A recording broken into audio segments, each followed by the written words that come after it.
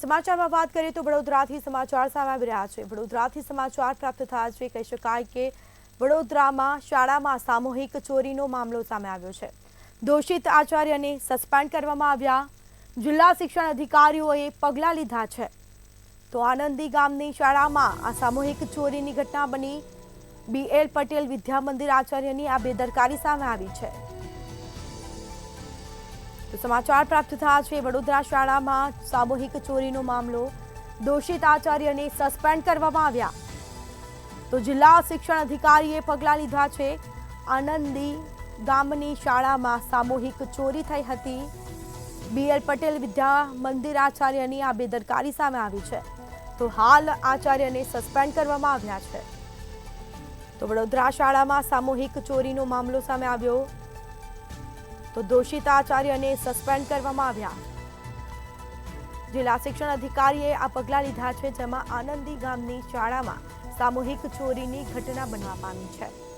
તો BL પટેલ વિદ્યા મંદિરમાં આચાર્યની આ બેદરકારી સામે આવી। દોષિત આચાર્યને સસ્પેન્ડ કરવામાં આવ્યા।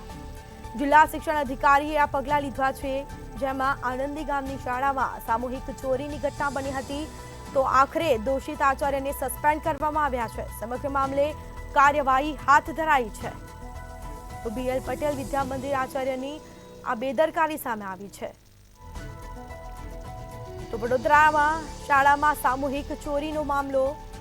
દોષિત આચાર્યને આખરે સસ્પેન્ડ કરવામાં આવ્યા છે। તો જિલ્લા શિક્ષણ અધિકારીએ આ પગલાં લીધા, જેમાં આનંદી ગામની શાળામાં સામૂહિક ચોરીની ઘટના બની હતી અને કાર્યવાહી હાથ ધરવામાં આવી છે। આચાર્યને સસ્પેન્ડ કરવામાં આવ્યા। BL પટેલ વિદ્યા મંદિર આચાર્યની આ બેદરકારી સામે આવી છે।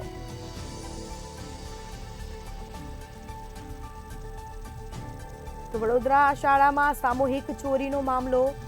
દોષિત આચાર્યને સસ્પેન્ડ કરવામાં આવ્યા।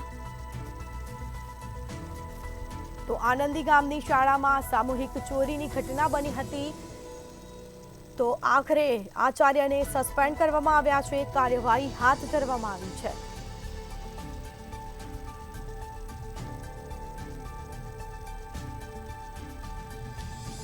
તો આનંદી ગામની શાળામાં સામૂહિક ચોરીની ઘટના બની।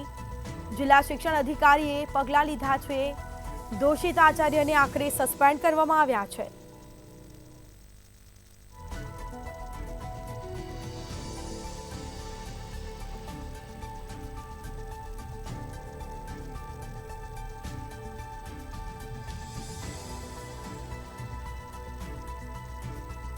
સમાચાર સામે આવી રહ્યા છે। વડોદરા શાળામાં સામૂહિક ચોરીનો મામલો સામે આવ્યો। તો દોષિત આચાર્યને આખરે સસ્પેન્ડ કરવામાં આવ્યા। કાર્યવાહી કરવામાં આવી છે। તો જિલ્લા શિક્ષણ અધિકારીએ આ પગલાં લીધા।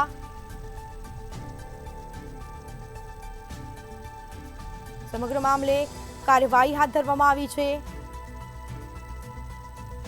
કહી શકાય કે જિલ્લા શિક્ષણ અધિકારીએ આ પગલાં લીધા છે। દોષિત આચાર્યને સસ્પેન્ડ કરવામાં આવ્યા।